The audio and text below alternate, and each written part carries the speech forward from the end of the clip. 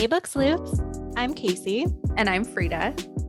And this is the BS XOXO podcast, not XOXO Gossip Girl. You guys, I can't let it go. I'm sorry. I'm just like, I can't help myself. I honestly never, ever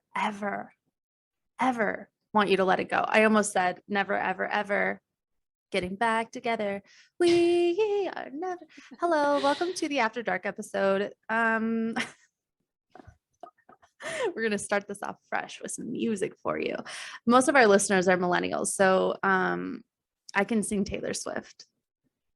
That's fine. We'll allow it. The Gen Zers are jumping on board. I went to so stupid. I went to this like lounge thing to celebrate the new Midnights album with my friend Amanda. And I think both of us had this expectation that it was going to be a lounge, like where you lounge, you know, like hang out on a couch and lounge. Anyway, we get there, the music is so loud to the point where I was like, wow, this is really loud. And the guy, you know, checking our IDs, he's like, I can get you some headphones. I have headphones. I'm like, I'm not gonna fucking wear headphones, not headphones, earplugs. I'm like, I'm not gonna do that. Like, I'm cool. I'm not gonna wear that. And I should have, because holy cow, it was like pitch black in there. It was a dance floor. It was so sticky and there was no lounging. There were no chairs. And I just remember thinking, my God, my Lord, the Gen Zers have infiltrated my Taylor Swift land. I'm being a little dramatic, but I'm telling you, it was like a bunch of young kids. And then they were playing Olivia Rodrigo while playing Taylor Swift. It was supposed to be a Taylor Swift night. And they're like intermingling Olivia Rodrigo, which she's definitely more of a Gen Z thing because she sings, you know, about younger things like just getting her driver's license. And well, I mean, several years ago, she's saying about that. So anyway, I'm just saying millennials no longer own Taylor, and she is now part of the Gen Z clan as well. I'm just stuck on the fact that like you guys heard lounge and you thought it was going to be like a chill place to like sit and lounge. That's so funny to me. Oh my God. I just know whenever I hear lounge, I'm like, oh yeah, you're like going to a lounge. Like that's like kind of like another word for like more of like an exclusive, like smaller club. Like it's in a lounge, like there's nightclub vibes, like drinking, gotta get checked at the door. Like, and if you have the lounge part, like a chair or a table, somebody is paying big money to like actually get to like have to get to sit down. And okay, question, was there bottle service? Were they like people coming around? No. Okay. So when you first walked in, because it was like a tiny little shoebox of a place. And when you first walk in on the left, there were probably like 4 tables and you had to like, you know, reserve them, but they looked like booths that you would eat at a fast food restaurant. They were so gross looking. But yeah, I'm assuming those were highly expensive. Yeah, I wow. would think so. So you know funny. What a lounge is. And by me being like, oh, Gen Z, you're like, no, girlfriend, you just need to get out. To my defense, I met my husband when I was 20 years old at a club in downtown Salt Lake City called Area 51 on a Thursday night. It's 80s night. We're getting fresh and jiggy with it. Na, na, na, na, na, na, na. Hey. And then I don't know, we like got together really quick and I turned 21 and we were already living together. And I didn't go out like ever except for Area 51. And that just doesn't really count. Okay. You can be excused. Yeah. I mean, if you never like went out like that or were doing never. Like the whole, I don't know. I guess cheers. I don't know why you would know what a lounge is. So you can have a pass, but no, it's not a Gen Z thing. And it's actually not a millennial thing. Like in Sex and the City, they were going to lounges. Like it was a thing in the hurtful. 80s. This is hurtful. We need to change the topic. Okay. Let's move on, you guys. We're telling spooky stories. So get ready for it. Well, here's the deal also on that. So, just doing a little bit of like digging on some ghost stories and whatever, just because I have like a few in my head, but they're not super fresh. And I just wanted to like, you know, grab some. I just scared the shit out of myself. And some of these probably aren't that scary, but I swear to God, like I'm downstairs in my basement. It's the middle of the night. It's freezing because there are clearly ghosts all around me. Just kidding. It's a very old house. So there's, you know, just some disproportionate cooling and heating. Anywho, I'm already freaked out and I have no idea. Well, I guess I now kind of know the titles of the stories that Casey's going to tell, but I don't even know the full stories of them at all, period. And so I'm already freaked out. So Can we yeah. back up for a second? Are Mhm. you saying that you consider 9:30 to be the middle of the night? God damn it. For those of you I'm who sorry. I can't feel see like me, this I'm is like covering my face right now. a pick on Frida night, but I just am like, Yes, I have a 3-year-old and I'm like about to cry because I'm laughing so hard. That is so funny. So I have a red light on my face right now. It's not that I'm blushing. It might be a little bit of both.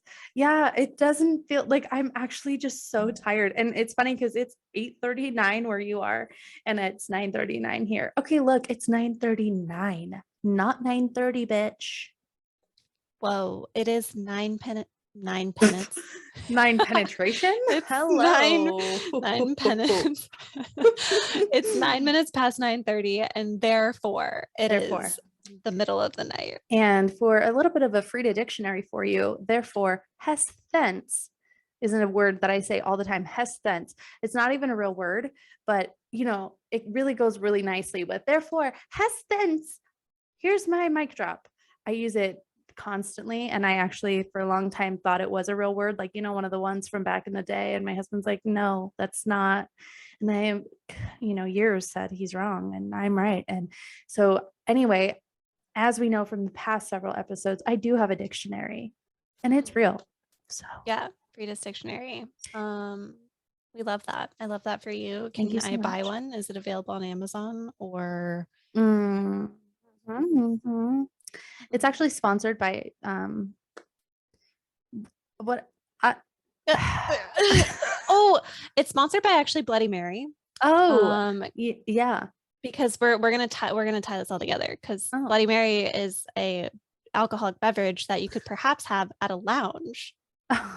Oh, the kind where like they have couches or yeah, actually, a couch, for breakfast, or a couch like in a club type setting at night, or a spooky story. All right, you guys, that's my attempt at a segue, and yeah, it was like, really she's bad. segueing. It was really good, actually.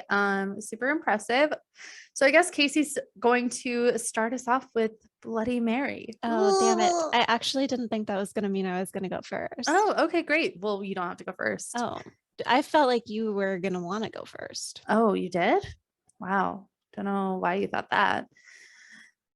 Do you not want to go first? I can go first. I'm just so spooked out and it's so dumb because it's probably not that scary. I stopped listening to scary things and I've stopped watching scary movies too in recent years. Anyway, I'm gonna go first, and this is about the what's his name? Nah, I already forgot it. It's like, okay, hang on, gotta pause. When I said Savannah.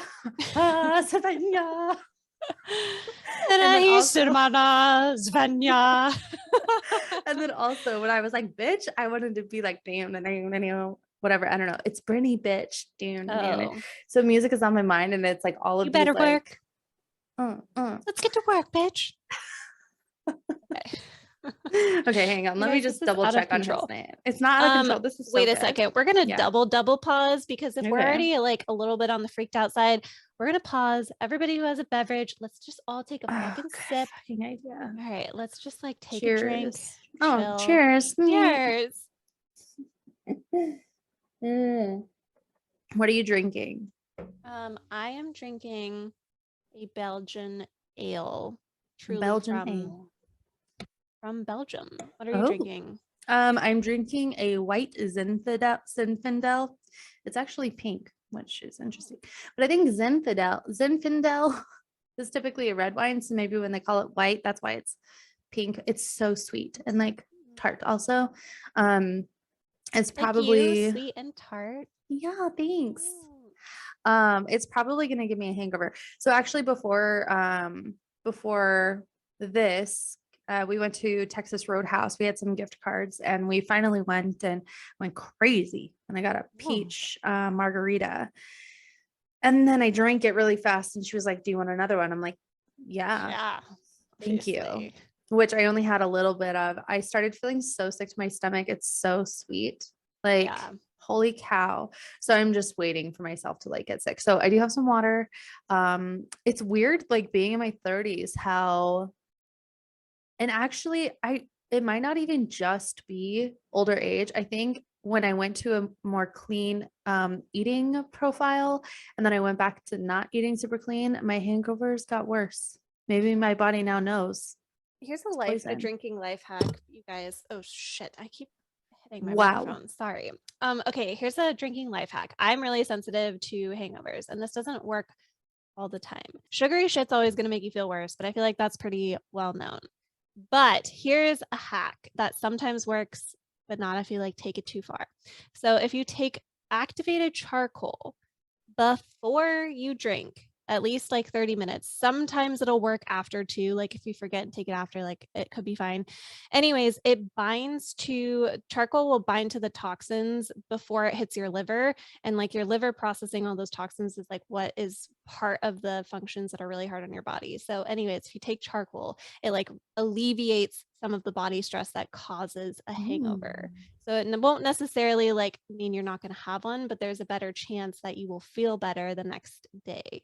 Oh, that sounds great. I wish I had some. Yeah, it's cheap. I really wish I had some. Do you just buy it online, like on Amazon or something? You can certainly buy it online. And they have it at grocery stores?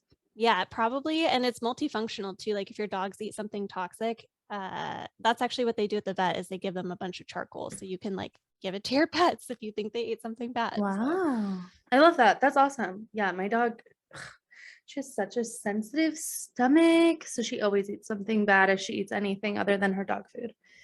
It's exhausting. Poor girl. I know. She always just like throws up randomly. Dang. And she's so calm about it. She's like, "I'm just going to go throw up." Aww. No big deal. I know, it's sad. Okay, back to ghost stories. Here we go. Okay, so the name was actually very freaking simple, and it's funny that I forgot it. So, when I read this story, it gave me goosebumps because I had a memory of my own life that I'm also going to tell you. So, this story is about the hermit of American Fork Canyon. American Fork Canyon is about 38 miles south of Salt Lake City, Utah. It's a canyon, obviously, because it's called American Fork Canyon. It's in American Fork. Wow. I'm going to go ahead and stop describing its location, considering it's like quite the obvious area. So anyway, the hermit. So this is like an old man ghost, and people claim that as they're driving up the canyon, he might appear. They think they're going to hit him, so they slam on their brakes, and then he like vanishes. But the one story that gave me the goosies, and I have a few like different kind of like, maybe it's a spooky ghost story and I'm not even sure. I don't even know if I believe in ghosts, but it's still freaky. So the story of this man is that maybe you're camping or whatever, and you hear somebody rummaging through your stuff or walking around your tent or your camper trailer, whatever your thing is. And you pop out thinking maybe an animal is going through your junk and you want to stop them from doing that. And nobody's there. You see nothing. Which like anytime somebody goes camping, I feel like there's always like a little bit of a kind of moment just because, you're outside, there could be animals, bears, lions, whatever. So anyway, the reason why I got goosies is because a bazillion years ago, back when I was a child, I was a teenager, and I was with my boyfriend, his best friend, and then my best friend.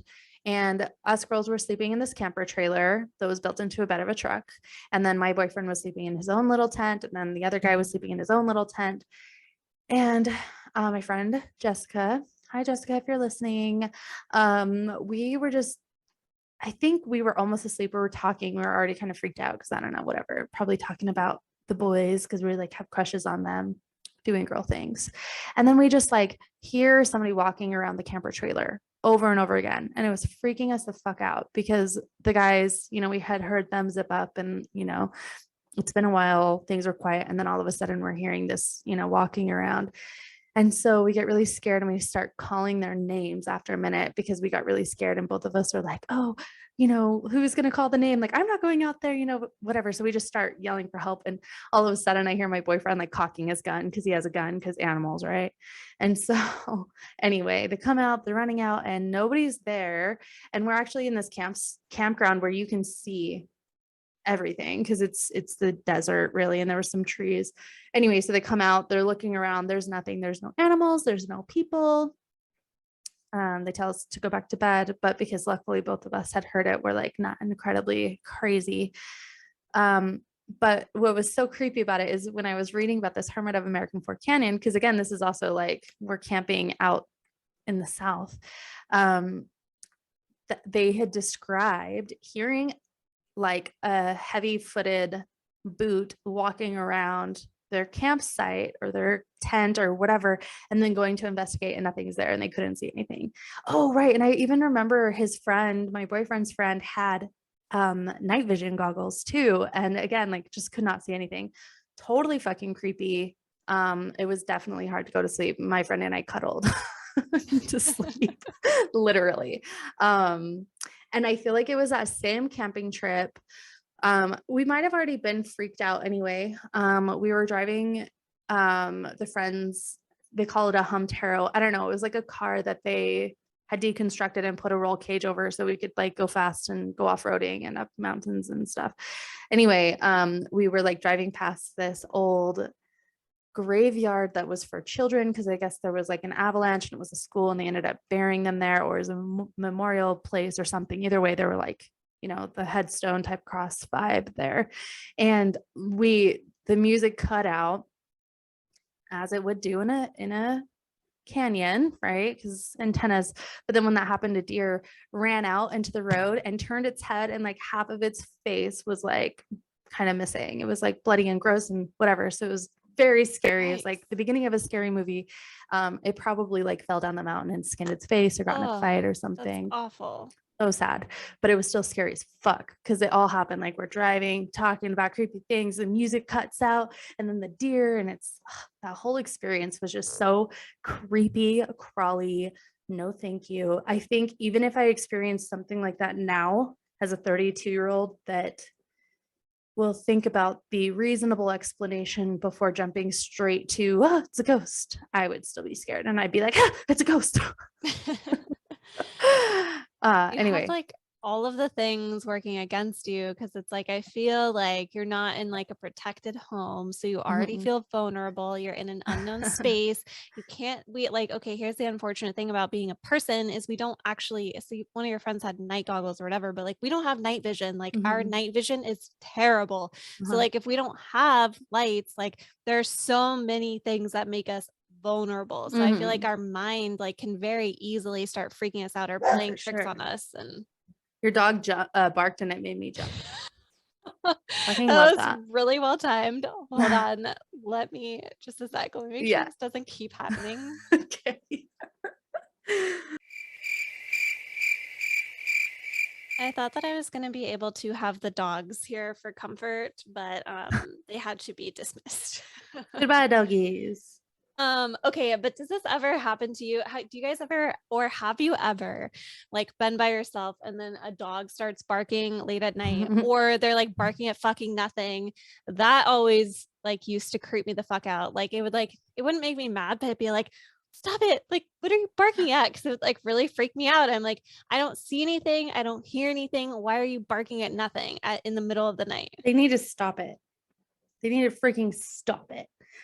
Penny scared the shit out of me. I actually was in the middle of texting you and Raquel. It was like months ago. Do you remember?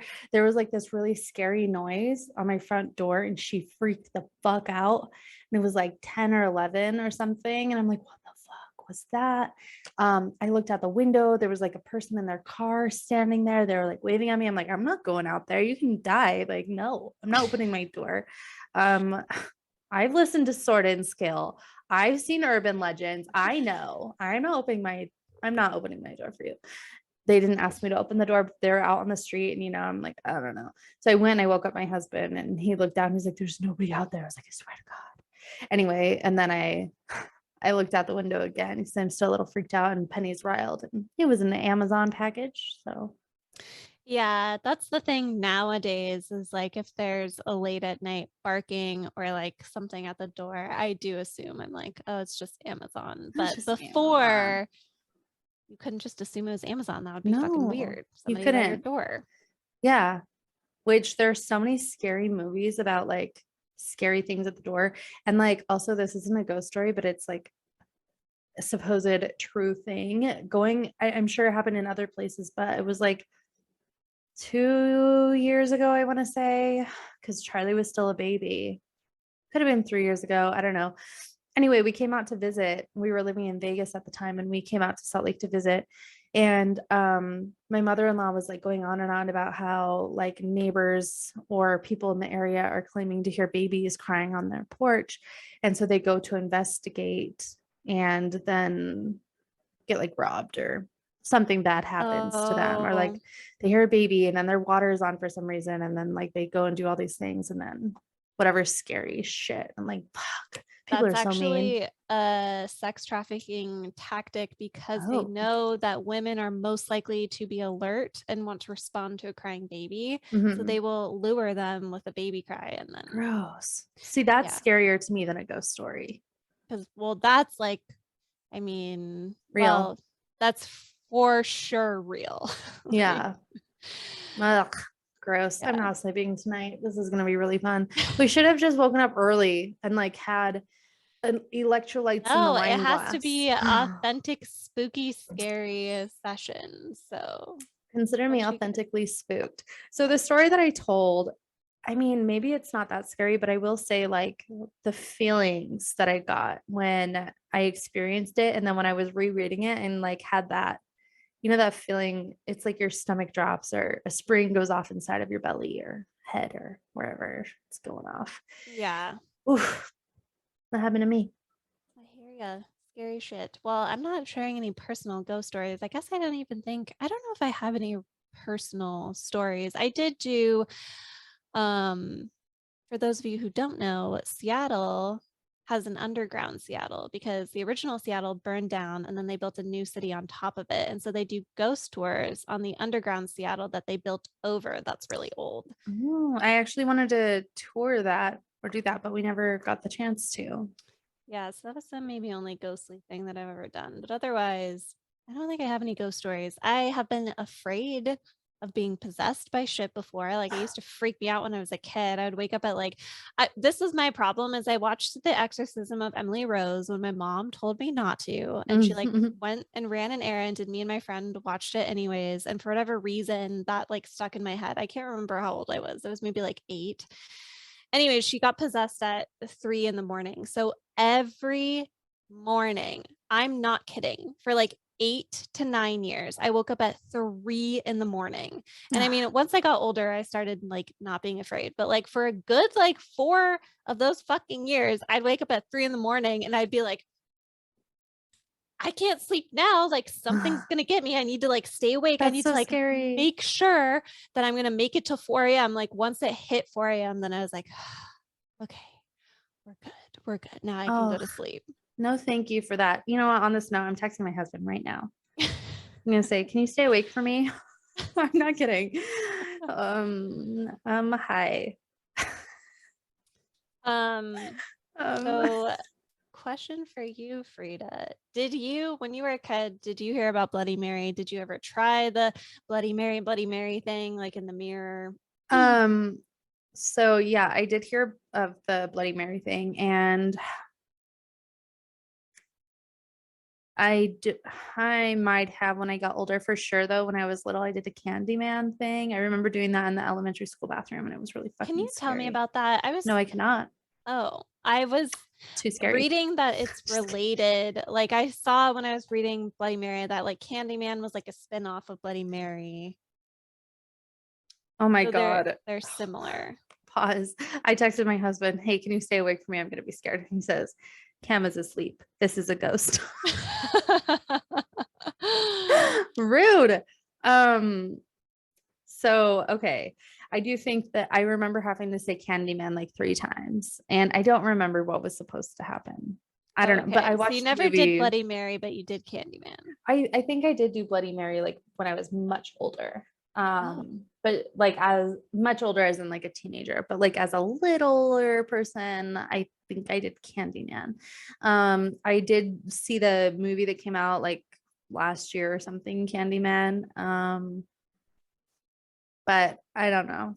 I don't know about that. I don't know that that was like what it was supposed to be. And that movie was definitely had a different agenda than being just a horror film. So, Oh, that's interesting. Okay, I guess I'm just really curious about your spooky life. Do you remember what the first scary movie you watched was? mm-mm.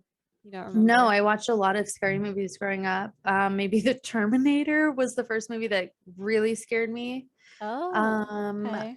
actually, let's see, Scream. Um, there was a movie I remember my mom took me to see with her at the movie theater, and I was so scared. I like started bawling. Oh, And so she had to carry me out. And I remember being like, I'm so sorry. I'm so sorry. She's like, don't be sorry. I'm sorry. I shouldn't have brought you. Like, that was my bad. yeah. She's like, oops. um, my sister loves scary movies. And I think she probably thought I was tough like my sister, but I was always very tenderhearted. But I mean, I don't know.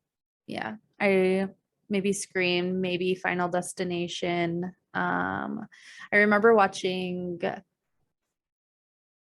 what's the one where the guy wears the mask? Nightmare Oh, on yeah. 13th On Elm Street? Elm Street?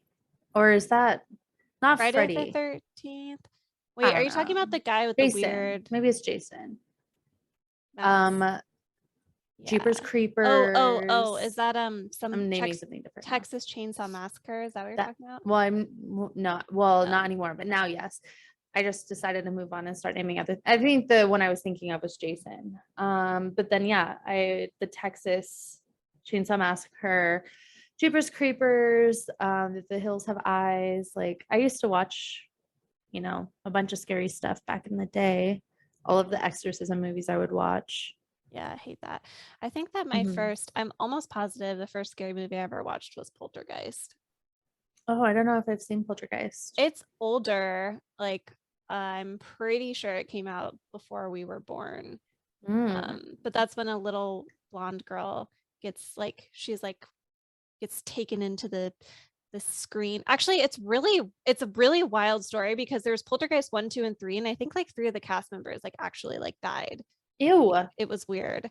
But anyway, she was like this little blonde girl and she gets like sucked into this TV and the poltergeist take her and their parents are like frantically trying to get her back and like the things like trying to lure her into the light and they're like, stay away from the light, don't go into the light. And they're like, yeah, it's like a whole thing. I'm just sitting here. I'm like, why did we do this? You're like, I'm having major regrets. Well, Major on that regrets are note, happening. we'll catch you on the flip side, Book Sleuths. See you next week. Oh my God. If somebody pray for us at the end of this, we're going to be possessed. Just kidding. See, it's so funny though, because like I have gone through like my whole bouts of like, I am an atheist. Therefore, I don't believe in this kind of thing. And then something creepy happens. I'm like, I believe it. It's happening. I'm possessed. There's something scary happening in this atmosphere. And therefore, I guess I have to be agnostic. I feel like agnostic is a good choice because I feel like the atheist approach is like a tiny bit arrogant because you're saying you know for a fact that there's nothing. And I feel like the agnostic approach is like, don't know. I don't think that's true. I think atheist is that we don't know, but we believe in whatever is proven. It's like if you can prove that something's real, then we'll believe it. Whereas agnostic is like maybe something's out there. I just don't know. Whereas atheist is like, I don't believe it unless I see it. So it's not like a hard no. It's like a prove it. But the definition of atheist is a person who does not believe in God, I guess. So that you are for sure saying there is no God. Or that you just don't believe that there's a God. You know what my husband said to me? He said, What did he say? Never mind. I'm going to fuck it up. This is what he said. Something like, there are, say, 1,000 gods in our world through different religions and stuff. Do you believe in those other religions? Do you believe in those other 999 gods, or do you believe in just your one God? And I would say, I just believe in my one God. And he's like, great, I'm just like you. I also don't believe in those 999 gods, plus just one more. I'm like, fuck. Okay. Agnostic is where I'm at now. Yeah. Okay. Well, this is what it says. It says technically, atheist versus agnostic. An atheist is someone who doesn't believe in God, while an agnostic is someone who doesn't believe it's possible to know for sure whether God exists. Oh, I do like that. It does have a better So that's sound what to I it. mean. Like, that's what I mean about like the atheist thing is like you are. So according to the interweb, which the interweb isn't always correct anyways, that's why I was like, it seems like more like you're saying, for sure, but agnostic is like maybe not, can't say. I will just say that if it's not in the Frida dictionary, it doesn't exist. This is the other thing we're going to do. We're going to go ahead and rename the Frida dictionary to the Frida dictionary because I constantly call it that. I remember editing another video and I heard myself call it a dictionary. Dictionary. And it reminds me of Jimmy Fallon's Sarah without an H. Ew. Dictionary. Do you know what I'm talking about? I did send you videos that you apparently didn't watch, even though they're only 3 minutes each and they're fucking funny. You did? Where'd you send them to me? Your phone a long time ago. So you have failed your assignment. Oh, failure. Maybe I did watch them and maybe I just forgot. Maybe. That's very possible. There's so much content so memorable. I do enjoy, just to digress, I do enjoy the definition of agnostic more than the definition of atheism. However, I also feel like I used to feel like I needed a label like a lot. And I know that I'm the one that started it just a few minutes ago and said, I used to think I was atheist. Like, I get that I started it and maybe I'm hypocritical by saying it now, that I feel like I don't necessarily need a label anymore because labels, I don't know, maybe it doesn't matter. Here's an interesting thought on that. Atheist and agnostics are lowercase. So like maybe that's not a real label. It's just a word, like it's an adjective to describe what you think. Where like if you say I'm a Christian or I'm a Jew, there's a capital C, capital J, and that is actually a label. So maybe atheist and agnostic isn't a label because it's lowercase. Wow. Maybe it's just an adjective. So anyway, we were talking about possibly writing a book together. And I think we would make a good team because you know these things. Like, look how smart you just sounded. Well, I'm reading shit off the internet. I'm not like, you're giving me too much credit. However, I'm getting to Bloody Mary now because I know Frida's trying to avoid getting spooked. Okay. But it is time. I really don't think it's going to be that creepy. I think it's actually interesting because I didn't know the origin of Bloody Mary at all. So the most common thought origin of Bloody Mary is that we're talking Queen Mary of England. Didn't know that she was based on a real person. Now, there is some debate. I will say it is most widely thought that Bloody Mary is based off of Queen Mary. But I will just quickly mention some people believe it is also possible that Bloody Mary could be a woman named Mary Worth, who was a notorious witch, or Bloody Mary could also be Elizabeth Bathory. She was a Hungarian noblewoman who allegedly killed hundreds of young women and children. So those are the other two options, but we're going to go with like the most commonly accepted Bloody Mary, who was Queen Mary of England. Okay. So let's get into where the spooky story came from. So she was the first woman to rule England in her own right, and she seized the throne with unprecedented ambition. She was born in February of 1516, and she grew up as a beloved princess.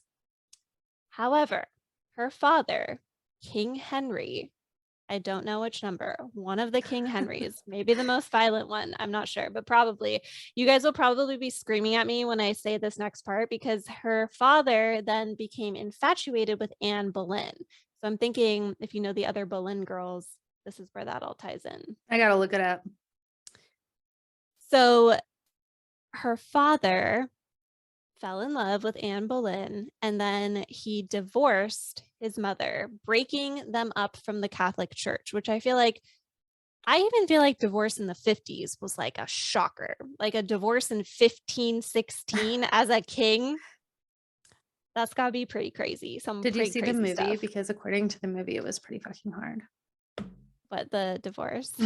Like they had to do like all sorts of weird things. And I think they even had to leave the Catholic Church, right? In order to divorce, what you just said. So it's Henry, I think it's the 8th. I forget my Roman numerals. V I. Is that 8? See, okay, this is where I get confused because when the I's are before the V or after the V, like I thought after the V would be 13 because V is 10. I thought V was 5. Oh shit, you're right. You're right. X is 10. You're right. It's probably Henry the 8th then. If it's V with 3, you're right. It's the 8th. Just Googled, okay. What does this mean? Man, what would we be like without Google? Okay, see, remember when you were talking me up and saying that I was really smart No. a minute ago? Let me be clear. You were like, these letters are lowercase, which means maybe they're adjectives, which means they're not really a definition or like a name of what, I don't know. Anyway, and so I was like, I don't even know what an adjective is. I can't even say it properly. Not really. Stop it right now. We're not going to hate on ourselves in this I'm not hating. anymore. It's just a fact. When you guys listen to I'm glad my mom died, you're going to learn my education system wasn't super great growing up. Actually, I didn't even touch it. It's fine. Let's move on. Queen Mary. All right, Queen Mary. All right, dad. So she was a beloved princess, but then dad loved Anne Boleyn, got a divorce, and was like, peace out, Catholic Church. Yeah. Sorry. I can't. Okay. So she was then downgraded from princess to a lady because she became an illegitimate heir. So wah, wah. Yeah, that's really fucking rude, actually. Yeah. So Mary at first refused to acknowledge the validity of the divorce. She was very like headstrong about like, I'm Catholic, we're staying Catholic, like that divorce isn't even real. Like whatever my dad's doing, like this is all bullshit. Spoiler alert, Anne was later executed. So after she was executed, then Mary, Lady Mary now, was eventually welcomed back to court. And then she ended up having 3 more stepmothers, yada, yada, yada. They like had more kids. Henry wasn't good with like women, whatever the fuck. One of her half brothers, Edward, took the throne and eventually decided he was like, you know what, this throne thing like isn't for me. And he gave the crown to their cousin, Lady Jane Grey. And then Mary and her half sister Elizabeth were like, hold up, you're fucking saying you don't want the crown and you're giving it to our goddamn cousin. I'm sure they didn't say that because they're Catholic, but whatever, you know, let's just be dramatic for a second. I like it a lot. So Mary took it upon herself to petition for herself as the rightful heir to the throne. She wins, whatever. She gets to be ruler of England. And her first 5 years, she had to prove herself as rightful and worthy to wear the crown, not as a wife, but as a ruler in her own right, which a woman had never done before in England. Wow. So she focused on prioritizing religion, and this is where she gets her name, Bloody Mary. So one of her acts was she ordered 280 Protestants to be burned at the stake as heretics. And that like cemented her Bloody Mary rep. And then this is where the other part comes into it. She took the throne when she was 37 years old, and she tried desperately with her husband Philip to have a child, but she never ended up having a kid. It was noted that she was announced to have been pregnant, but there was never any birth. Apparently, she had delivered a mole or a lump of flesh. So I guess this is like some type of abnormal pregnancy and birth that happened. I don't think it was a miscarriage. Like it was like she was gonna have a baby and this like mole lump of flesh came out. Kind of disturbing. So, and then she died when she was only 42 years old of some illness. Some people suspect maybe like some sort of ovarian situation in Mm. 1558. So, some of the legends state that when you summon Bloody Mary, she has a dead baby with her. So that's where part of this comes into it because they were Mm. like, she killed a bunch of people and she wasn't able to have a baby. She like gave birth to some lump of flesh. Like, I don't know. I'm sure they were really heartless about it. And also, I just want to note that what I was reading was pointing out that they were calling her Bloody Mary for having 280 people killed. But if you like look at her predecessors, like King Henry and all the other ones, like they had way more people killed than 280. But they were saying because it's uncommon for a woman to be that ruthless, it was bloody. But they were just like, but nobody's ever calling him Bloody Harry. They're just, calling him an asshole who like had problem with women or whatever. You know what I mean? That's so wild to me that it was just so okay to do that. And when you were retelling the Rapunzel and how she became Christian and that was like not okay. And so they killed her also for being Christian. And so now we have these Christians, well, Catholics, they're technically Christian, are now killing like an offshoot. It's just so stupid.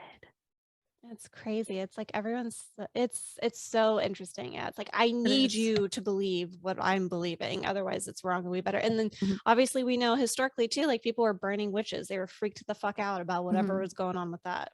I guess we like burning people. We're like, ooh, that scares me. Burn it, burn it. Like, Ugh. nope.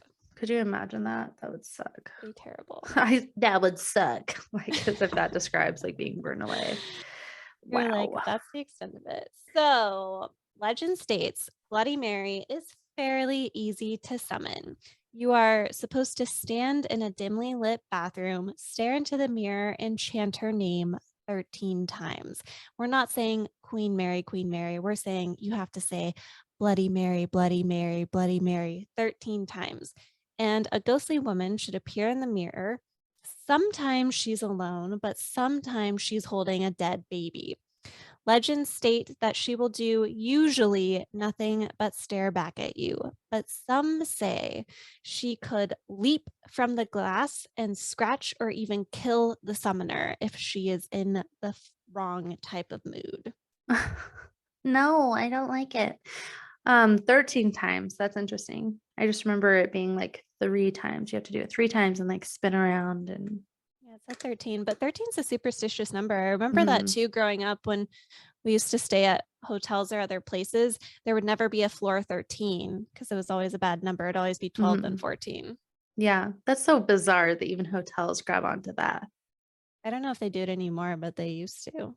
That's weird. I A wonder if bad they number. had a 13th floor and it was the 14th, or if they just left the 13th floor there and empty and Don't inaccessible. know. Fun fact though, I did stay in a hotel room that was 666 that had a large ass red stain on the floor. That was creepy as fuck. Gross. That's creepy. Yeah. Where was this? I think this was in New Jersey, if I remember correctly. No, thanks. No, thank you. So that's Bloody Yeah. Mary. Did it creep you out? Are you going to try to summon her after this? No. God, no. Never. Um, I am past the age of wanting to summon anything other than a good night's rest. Would you play with a Ouija board? Mm-mm, I Even wouldn't. if you were with a group of people who were like, let's play with a Ouija board. Yeah, no, I wouldn't. It's weird. I just had that ingrained in me, like, do not ever play with a Ouija board. Don't ever do that. And so even now I'm like, I wouldn't. I don't know. Just in case. Like, no, that shit freaks me out too. I think I would, I don't know. I might be curious enough to stick around, but I'd be like, I'd rather fucking not. Yeah. Like, no. No thanks. The Craft fucking scared the shit out of me. I remember hearing they had like a real life witch on set, helping them do this movie and like all sorts of wild creepy shit was actually happening on set and whatever. And of course I have no idea if it's true, but I'm like, no. It just helps solidify all of the spookiness that my mom's like, don't do it. Don't ever do it. Like, okay. Okay, so my next thing is about skinwalkers. So, I mean, we're calling this ghost stories, and it's not really ghost stories. It's more of like monstery kind of. But as Casey said, tomato, tomato, potato, potato, Hakuna Matata. Pause, because we're also reading Air of Fire, and they talk about They skinwalkers. do. Yeah, So I think this they're is like, different though. yeah. So that's what I mean, and like it's used in a lot of different ways. I guess I'm assuming the common theme is that they steal the skin of somebody else. Well, Anyways, so there are a motifs. lot of like different offshoots, whatever. The one that I'm going to be discussing, I really stuck with Utah as the theme. So where do I even begin? So I know Netflix had started a docu-series about the Skinwalker Ranch. It's in northern Utah. And so I guess I'll just start with Skinwalkers. Trigger warning probably isn't the right thing to say, but I will say that this is something that like Native Americans are like, if they ever have an experience, they do not want to talk about it, because if you talk about it, then it brings it more to you. And so if a lot of Native Americans, if they ever had any sort of experience, they wouldn't even share the information with other people, because they didn't want it to like come back further, or like, leech onto another person. So they would like, say a prayer and try and move on past it. So the story that I will be sharing with you is northern Utah, and it is on I don't know that it's a reservation now, but it definitely was some land back in the day that was owned by the Native Americans. And I'm pretty sure, yeah, it must not be a reservation, because it is land that was bought and sold multiple times. So by like white people. So pretty sure you can't do that. Okay, you ready? Spaghetti? Hit me. Hit your baby one more time. My loneliness. Is killing me, and I must confess. I still believe. Still my life. Thank you so much. I'm like, you gotta keep it going. Thank you so much. Okay.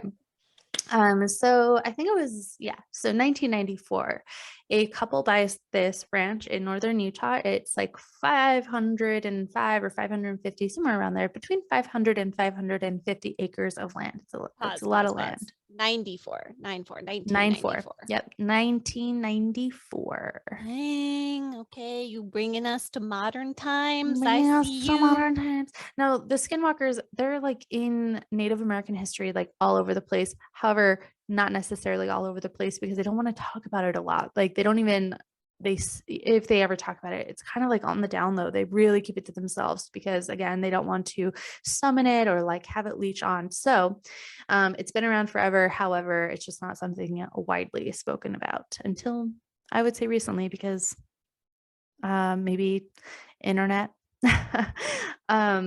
God damn it, TikTok. You're summoning them all over the place. All over the place. I'm gonna be going to my fucking bed, and there's gonna be Skinwalker. Okay. It's just Cameron. Okay. That's no shade on him, by the way. I was just saying he's just in your bed, I'm assuming. So that's really I hope he's in my bed. No, I'm gonna need him. I'll be like, babe, come walk down the stairs and hold my hand and carry me up the stairs, please. Plus, I have a feeling he's gonna scare me tonight. I really think that is in my future. So love that for me. He actually cannot stand that saying. Love that for you. He cannot stand it. He has a coworker that says that all the time. And I said it once. I didn't know he hated it. And he's like, I fucking hate that. And he like exploded. I was like, whoa, bruh. Whoa. And that was an intense reaction to one thing that I said, bruh. That's actually so relatable. I distinctly remember when I was in high school, I had a friend and she like hated when I would say, you would say that. She's like, I hate that saying. She's like, it makes no sense. She was like, I just said that. So you don't need to say you would say that. It makes no sense. And I was like, I literally did. Recoiled. And then I thought about it for a while. Like, yeah, you're right. Okay, that's kind of a dumb saying. But like, geez. Whoa. Just trying to be cool. It is something that's like now a saying that people say a lot. Love that for you. But anyway, I guess a coworker will like come up and be like, hey, what are you guys doing? And we're working. Love that for you. And then she walks away. But I say it in like a more ironic way, like, love that for you.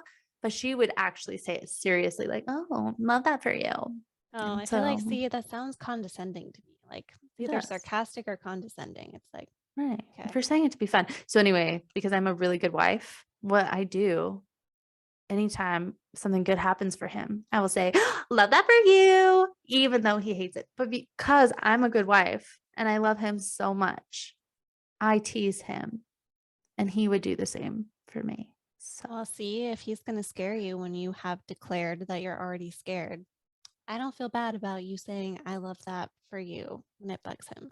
what I'm going to say when he scares me, instead of like screaming, I'll be like, hate that for me. Oh, So that's good. we Okay, it's do. actually good that you don't live close to me because I haven't done this for a while, but I did Oh, used to get so much joy out of scaring the shit out of people. It's one of my fucking favorite things. what the Adam calls fuck? me, he calls me a sadist. Like, there probably is something wrong with me, but I love it so fucking much. No. Uh-oh, first yawn. Let's see if you're a killer. I'm a Are you gonna killer. yawn? Are you a psychopath? She's not I yawning, folks. And I if you don't like remember, peer pressure. I will this isn't keep in peer this pressure. song until I suffocate. It's like It's when because somebody she's a tells me I should psychopath. do something or I should read something, I'm like, we'll see. Yeah, We'll we'll see. fucking see. Yeah, you were like, I don't know what to read. What should I read? I told you, you're like, no, no, no. And then in the book group chat, should I read Assassin's Blade? I'm like, yeah, I told you that. No, I know you told me that. I don't want to hear from you. I want to hear from this other person. I'm like, you're a bitch. No, I said I need somebody to validate that I I know. don't want to read it. Listen, let me tell the story how I want to tell the All story. right, fine. You tell your biased perspective, and everybody know that anything Frida says about me is a complete lie. She's like taking screenshots of the conversation, posting it. I Anyway, have receipts. got receipts. You're gonna like fly to me, and I'm gonna be so excited. Except the first thing you're gonna do is terrify me. It's gonna be good for me. No, I won't do you in like that. I have to be in my own space to want to scare you. So Okay. But before I move on with my story, what kind of scares are we talking about? Is this like a jump scare, or like do you have these intricate plans where you are making somebody think that the house is haunted, or are you wearing the masks and walking backwards, doing backbend walks? no, it's nothing freaky or requires too much effort. It is always a jump scare. Mm, okay. I could be okay with that, but I do flail. Really good defense mecanism. Hiya! Yeah, that's my favorite. See, I would love You that. just That's might get hit. exactly what I'm looking for. All right, murderers that are listening, be aware that my flailing is quite acute. I can acutely flail into your penis. Don't fuck it with me, brah. I just like to see people's instincts. It's so funny because Adam always thinks he's such a tough guy and he can handle anything. But whenever I scare him, like the way he moves his body and his reaction, I'm like, you're dead. You're dead. That You're was dead. not useful. Literally the least useful reaction you could ever have. So I think I'm actually just training him. Good. I'm curious about what your reactions are when you get a jump scare. That's a good question. I guess I don't get scared enough. You're too chill for that. Maybe I might not. I'm not saying I have a good reaction either. I will probably also die if somebody like was quick to do something. I'm not going to be like, now that air fires in my head, I'm not going to be like Selena Aylin, like in defense node. I'm probably just like going to like barely react and then fucking die like an idiot. Like a fucking idiot. All right, where were we? Okay, skinwalkers. 1994, a couple buys a ranch, 500 to 550 acres. Now, I did not write any of this down, so this is just from my memory stores. So this couple bought this land and they're experiencing a lot of oddities, like things that are kind of weird, but probably explainable, but still just it's weird. Like branches being cut off the tree, like clean cuts. And they're like, what the fuck? Like, who did that? Or why? Or wasn't there a branch there before? Like, what's happening? Or like random lights, or like in the sky. They apparently had some sort of weird like chemically smell for a while. Like things are just kind of weird. Their cows would be randomly slaughtered with, I guess, specific type body parts taken, which I don't know what that means. I didn't get a lot of details from that, just like specific body parts. And then there's like a claim that they full on straight up saw UFO. So I don't know about that, but I just started thinking, just to kind of pause. I started thinking, if you're smelling weird chemicals, you're seeing lights, you're seeing UFOs, just saying, what if like you're smelling some weird chemicals that are also making you hallucinate and therefore you're seeing some odd things? I don't know. If it's on a farm, did you say this happens on a farm? It's like, I guess it would be considered a ranch. And also it's like a deserty type ranch. Interesting. Well, okay. I feel like if the legends are really, really old, this wouldn't apply. But I think chemicals in like a farm or a ranch, like pesticides, whatever, all the things that they're spraying. But go on. Yeah. So, okay. Well, they stay there for over a year, maybe a couple of years, but they're just freaked out. There's just too much. And I think they had a weird sighting. I read a lot of different stories and I feel like I'm going to have them mixed up a little bit, but for whatever reason, something was enough and they ended up selling the land, and some paranormal investigator folks purchased the land so that they could then investigate and find out like what's going on with this. And apparently, I don't know over what amount of time, but they had over 100 paranormal experiences. So with a skinwalker, so this is called Skinwalker Ranch. I believe there's a documentary about this on Netflix or a show, possibly even the History Channel, maybe both, maybe one or the other. Anyway, it actually seems pretty interesting. I want to watch it, even though I'm going to get freaked out. So again, there are a lot of different like offshoots of what the skinwalker was. And so like some people believed it was a witch that would wear the skin of somebody else.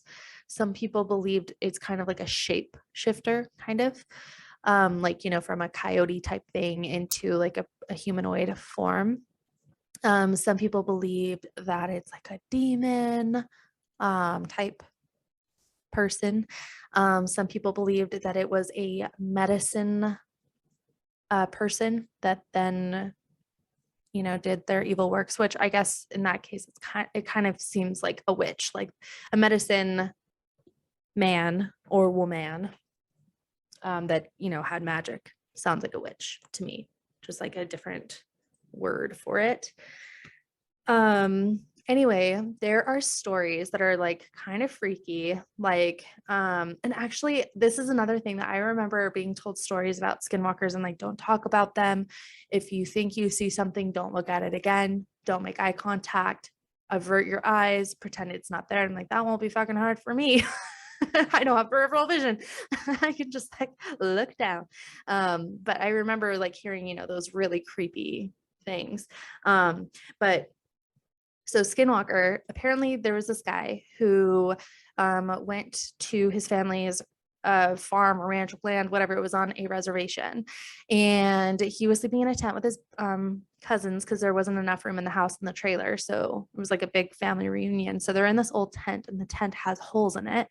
And he was asleep, but then he randomly wakes up in the middle of the night and he sees like a person standing in front of the porch where like the porch light is kind of, behind them. So there's like that halo effect, when somebody's standing in front of a light. And so he's like, what the fuck? Who's that? And he thinks it's his cousins just playing a prank on him. And then he thinks, no, that doesn't make sense. Why would they just stand there waiting for me to eventually wake up if I even did? That doesn't make sense. So obviously it's something else. So he's staring at it like, what the fuck? And so he pushes his other kind of cousin to wake him up. He's like, whoa, what the fuck? And he's like, look, do you see that? And so then his cousin looks and he's like, what the fuck? Don't look at it. Don't look at it. Don't say anything. Be really fucking quiet. Like, don't make a sound. Don't make a movement. And so they're like shaking in their boots. They're terrified of this thing. And I guess it slowly walks around the tent, like so slowly that it was like even creepier than it needed to be because it was like insanely slow. There was a hole in the tent, multiple holes in the tent, but there was this one that apparently was about a quarter size. And the kid decides to look out and he sees like weird looking legs that are really, really pale and like covered with like mud or dirt or whatever, plus then like animal pelts for loincloth. I don't know, but he didn't see like a face or a torso or anything. So anyway, he freaks out. And then the creature then goes and stands in front of the tent again. And they're really fucking scared. And he ends up hiding in his sleeping bag and he ends up falling asleep because he's just scared. And so he falls asleep, I guess. I don't know. So then the next morning, it's 5 a.m. and he's the first time awake and he thinks, was that a dream? Like, what the fuck? And he leaves his tent and he looks around and there are like feet marks all around the tent. And he's like, oh shit. And so then he follows the feet marks, which they then go out towards the mountain. And he said it was about a football field of a walk. And he started noticing that the feet ended up turning from just feet to then handprints and feet prints. So they're like walking on all fours. And they were like kind of wide apart, maybe like it was running. And then they got closer and closer together. And then they got really, really small. And then they turned into paw prints. So that was just an interesting story. He claims he didn't tell anyone because you're not supposed to tell anyone. And he says, I'm just telling you as a secret so you can be warned, but don't tell anyone. Oops. I don't think it works like that, buddy. You can't I don't just think be so. like, it's a secret though, so this Right? doesn't count as me saying anything. Right. So then there's like this other retelling or story, I guess, of this kid who went camping like Boy Scouts and a group of them went hiking and he didn't. A few of them didn't. And he stayed back and he went to a creek. He's like throwing rocks, hanging out. And he sees one of the guys that went to go on a hike and he's like standing there and he's like, oh, hey. And the guy jerks his head and looks at him like precisely and exactly and doesn't say anything. He like looks really weird and then he just walks away. And then he says that later that night, everybody goes to bed. He sees that guy going to his tent too. And he's around the fire with a couple of other people. And then all of a sudden he looked up into the hills and he saw that guy standing on top of the hills again, but he looked glazed over and like, or his eyes did or whatever. And he was like, I know he went to his tent. I saw him go to his tent. And so, but nobody else saw that person. So his version of a skinwalker is maybe somebody that personifies somebody else and looks like them, but then they kind of look possessed. I don't really know. That one I was like, that's stupid. But it was interesting to hear the other take of what a skinwalker might be. So right now we have like a shapeshifter. We have somebody that personifies. I thought maybe at first possessing, but then he said he saw him go to his tent. So I was like, oh, lame. What kind of story is this? There's another one that was actually creepy and I don't fully remember the details of it because so far I'm like, this really isn't that creepy. But I feel like if you were to be there in person and you were to see a creature that like is bigger than a dog or is running on only their hind legs or looks like a person that's doing a back bend and walking or whatever, like that would be really fucking scary to see. So if you guys could just imagine that for me and then imagine I told you a really scary story and just don't think it was a dumb story. That'd be great. I don't think it was a dumb story because I think it's really interesting that like cultures all over the world before we had ways to communicate with each other besides like fucking sailing in a fucking boat to get somewhere else, like there are shared stories and sightings of things. So it's just really fascinating to consider why do so many people have these shared experiences that, I feel like we can safely say goes beyond like, oh, somebody just heard about it on Instagram or saw something in a movie. And it's like, no, this like goes way before we had the ability to like use media to like influence what we are seeing. So right. it just does beg the question, like, why are there all these shared experiences? It is true though, like for real. I mean, we were talking about I think it must have been the banned books episode, so like our very first episode, and I haven't even watched the show since then, but we were talking about the Ancient Apocalypse show on Netflix, where he's talking about all of these recountings of a great flood. And there are tons of different cultures that have the same story that a great flood happened, but they were written like at the same time, not in a time where like, a sailor went to one land to the other and then it was like the telephone game. Like like archaeologists can date items and they're dated around the same time. So then it's like, okay, so we can corroborate the fact that there must have been some sort of great flood, which, at that point they're like, I think he was saying that the ice caps were melting. And so there was a big like flood kind of vibe. But anyway, I don't recall for sure. And I'm not a scientist. I am a flat earther though. So Or like, fun fact, I am a flat earther and we didn't land on the moon. And you know what? else? After COVID happened, I honest to God, could totally see that the moon landing was faked. And I'm not a huge conspiracy theorist, but I've just lost so much trust for so many people on like so many different levels that I'm like, fuck, who even actually knows if the moon landing was actually real? Do we know? I don't know. Can't, I guess. You can't know unless you went there yourself. Yeah. But You're like, fuck, who is my co-host? I'm like, well, no, I mean, that's a fair point. Like, I don't think unless you were there, can you say it happened for sure? No, you So cannot. I don't know, but I definitely think we It go to must have space. happened. I don't know. Do we go I to mean, space? Just I'm kidding. pretty fucking convinced. I've like gone to a couple of talks from some NASA astronauts, which I mean, maybe they're blowing smoke up your ass and like everything that they do is a lie, but what's the point of the lie? It's probably not a lie. And probably we did go to the moon. But I mean, you got to agree there are some conspiracy theories that were proved to not be conspiracy theories within the last couple of years, which make it like, I don't know. It just almost opens the floodgates for all conspiracy theories could be true. That's what Joe Rogan talks about. He has brought this up quite a lot recently as like conspiracy theories started around like that term came up around the JFK conspiracy, and I think he's been talking about how like everyone said this is a conspiracy and they're like trying to make you all seem ridiculous, and he's like, but now it's like basically confirmed that like he was indeed like assassinated like from within, like it was not just like a random party.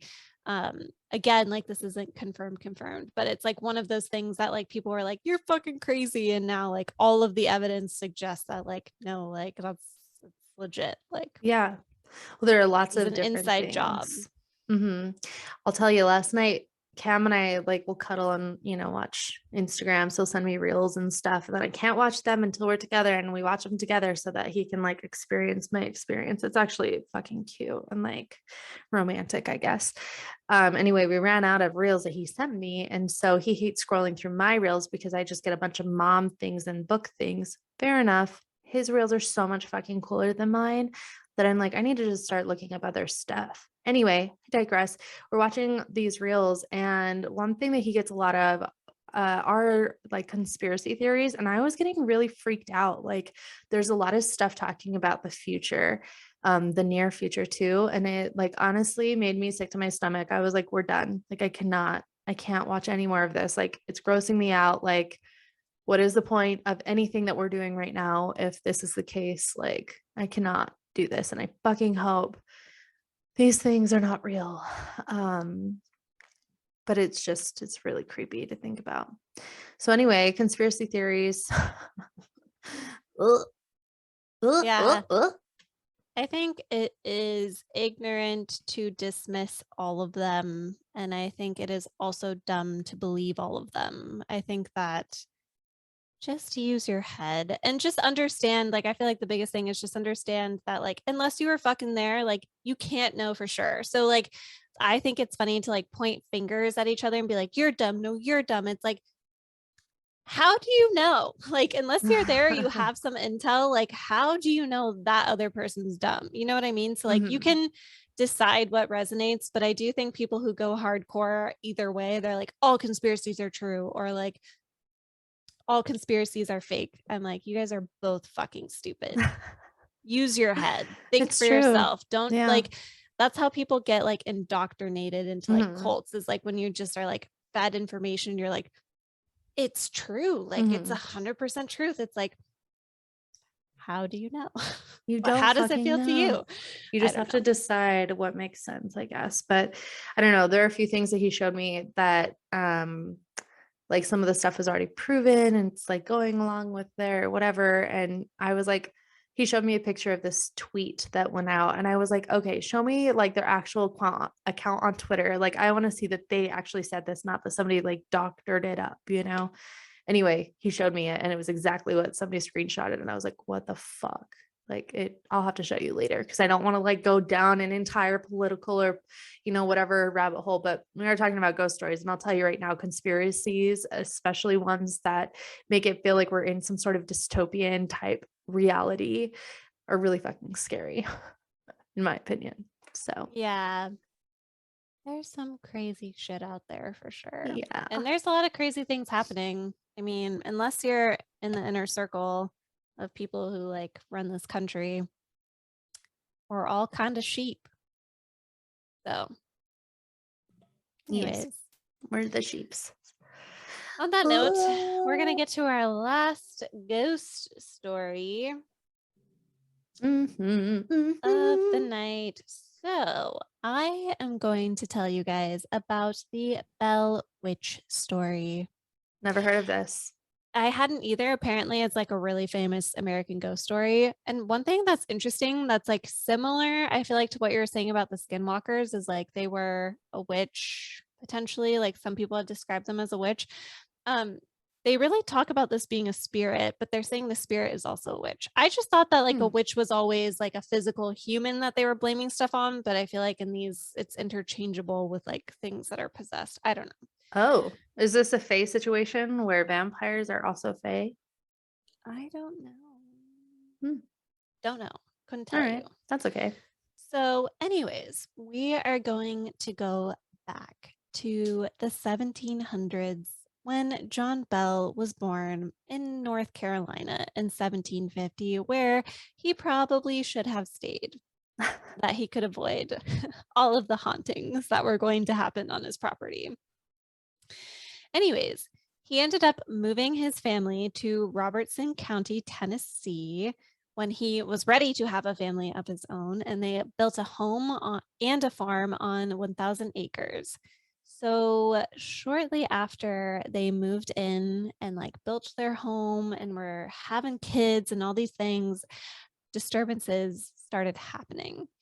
So there was a spirit, this is the Bell Witch, who claims that who came to them, and basically there are many accounts not just from the Bell family but from many others that the spirit was like alive and active, and the spirit would constantly say, I was once happy but am now disturbed and unhappy. I am buried in the woods nearby, and my grave was disturbed. One of my teeth were lost under this house, and I am here to find my tooth. Oh my So gosh. apparently, this is the reason the bones of this burial were disturbed. And he's like, my fucking tooth. You guys moved my tooth. I don't know where my tooth is. Like, of all the things to freak out about, like, apparently all the bones were disturbed, but like you're worried about a singular tooth. I don't know. Well, teeth are important. It's like important to have a nice smile. So, It's just feeling like sus to me already. But anyways, so the land that the Bell farm was on, or ranch, I don't know, is 1,000 acres still a farm? Is that a ranch? I I would don't call know. that a ranch. I feel like a farm is cute, quaint animals. Okay, perhaps it can be a ranch and a farm. I don't know. Maybe a farm could be on a ranch. Something like that. So, their lands were well known to have been a Native American. There were lots of Native American burial grounds around. So, I think there were some people who suspected, like, oh, this is like a Native American spirit. However, at that time, they were all like frantic about witches. So, they're like, witch, witch. Oh my God, I don't know what you are. You're a witch. Let's make a song out of this. Yeah. We're gonna take this, remix it, remix. Yeah. Remix. Okay. Okay.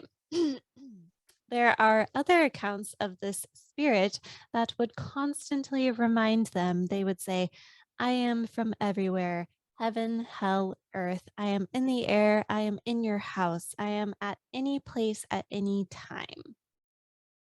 Like, okay, are you an atom? We won't figure that out for a while, but like, atoms are anywhere at any time. So Oh, I thought your Adam is your fiance's name. I was like, yeah, are you an Adam? ATOM. Sorry, I had to get all like, let's make this. Are you atomic? Yeah, can you please not abbreviate words in the future? Okay, thanks. It's not an abbreviation. ATOM is not. OMG, OMFG, if we're gonna just Okay, moving on. Everyone's gonna be like, do not write a book. No. They're like, you guys actually are not going to make any discoveries on the periodic table, and that's fine. We're not trying to. It's not part of our show. Okay. So, all right, we've got the voice of the spirit / Bell Wish because they're like, whoa, don't know what you are, witch. All right. Anyways, sorry. We get a little crazy over here. I did have an old coworker text me after they had listened to this podcast, and they're like, "You're really feisty." I didn't know that when you were at work. I was like, "Oh, okay." Anyways, I want to know which coworker this was. Does it start with a B? Nope, it does not. Aww. Okay. So, John Bell, his first incident was shooting a dog-like creature that vanished. So this is where it gets really interesting. I'm like, okay, we're talking about a spirit that lost his tooth, and then like now we're shooting weird-looking dogs. Okay. So obviously he didn't kill it because the dog vanished. And then his children, some of them were seeing more and more strange creatures being spotted throughout the property that would just vanish. But not only were they starting to see strange creatures, when they would go to sleep at night, there would be knocking at doors, windows, tapping on ceilings, sounds of choking and strangling, rats gnawing on bedposts. But every time they would turn on the lights and check these areas, there was nothing there. So this was the start of the haunting. It became worse and worse, though. The spirit or Bell Witch became more and more aggressive and allegedly would pinch, strike them, and pull them by their hair. Rude. However, this little witchy witch / bitch / wench seemed particular in the family because supposedly wife Lucy was like, the spirit was so compassionate to me. She left me unharmed. She was so caring, and the spirit would sing to her when she was ill. So wife Lucy was like getting sung to by the spirit, having a great time. And then like everyone else in the house is like, like freaking out, like getting attacked. I don't know like how she decided Lucy was fine, but I guess like Bell Witch was like, you know what? You're okay. You're okay. I'll sing to you when you're sick. That's cute. Fine. So Lucy's the only exception. However, there were also the Bell family at this time. It was not uncommon for people to have slaves. So they had slaves, and the slaves did also claim that this Bell Witch did not like them either. The Bell Witch would beat them and refuse them entry into the house in the form of a large black dog. And sometimes Bell Witch would show herself as a two-headed large wolf. So the slaves were constantly arming themselves to fend off Bell Witch / wolf so they could like, live their lives and not be attacked. Eventually it sounded like they decided to blame John's death on Bell Witch. They said that her mission, well, not her, it's not to her, it's an everything. She said she is everything everywhere. Sorry, it said it is everything everywhere at all times. So Bell Witch was blamed for John's death. He died in December of 1820 when he failed to get the correct medicine for his care. It was alleged that when he got there, there was only one vial for him that he had to take. And the vial was full of smoky, dark liquid. And the voice of the witch gloated, "It's useless for you to try to relieve old Jack, for I have got him this time. He will never get up from his bed." Gross.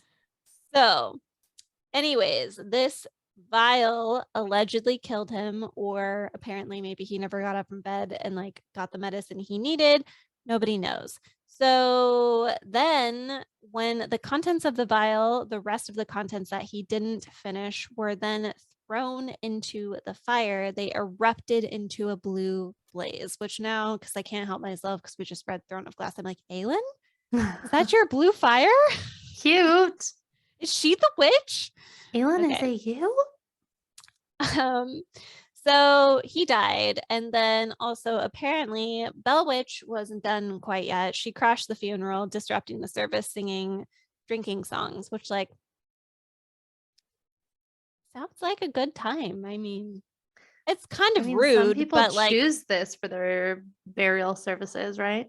yeah, I mean it's Memorials. rude, but like it sounds like she's trying to have fun. She's trying to play drinking games. Like it Mhm. doesn't sound like she's being malicious anymore. So Yeah, she's being nice. that's what I thought. Lullabies. So anyways, legend has it, Bell Witch even bothered future President Andrew Jackson, who owned a property on the Red River, which was also a river shared by the Bell family. And he wanted to visit the Bell family after hearing the stories of the Bell Witch. And he like has his own tale. Or I don't know if it's his tale, but somebody's telling his tale of like an encounter with the Bell Witch. So I don't know. We can't say it came from his mouth. And that's that. But interesting that President Andrew Jackson was brought into it. So some people suspect that the Bell Witch was really a neighbor known as Mary Catherine Batts or Kate Batts. Apparently, her and the Bells got into a large argument, and they used to make fun of her because she had like a speech impediment or something, or she had a hard time like putting her words together. And they got into an argument, and then they just thought that she was trying to constantly get revenge on Belle and created the Bell Witch. Oh. So today you can go visit the Bell's property. It was added to the National Historic Registry in 2008. And they have a cave on the property that many claim is the focal point to witness a haunting still. So some people think that the Bell Witch dwells in this cave and can still be interacted with there. There have been many eerie accounts since then. However, after John Bell died, the accounts of Bell Witch bothering people started decreasing. Like there were still rumblings about her being around because apparently she wasn't just messing with people on their property, like she was kind of fucking around. Sorry, I keep calling her a she. It's because of the witch word. It's really I know, it always feels off. like a female thing. Yeah, it was potentially fucking around with other people here and there, but mostly there was a big dip after John died in her disturbing people. So I don't know, maybe it could finally go to rest. But some people, I don't know, if you're curious, you want to check it out, you should go to the Bell Cave, see if you get haunted, try to talk to it, see if you can disturb it. Oh, maybe find its tooth.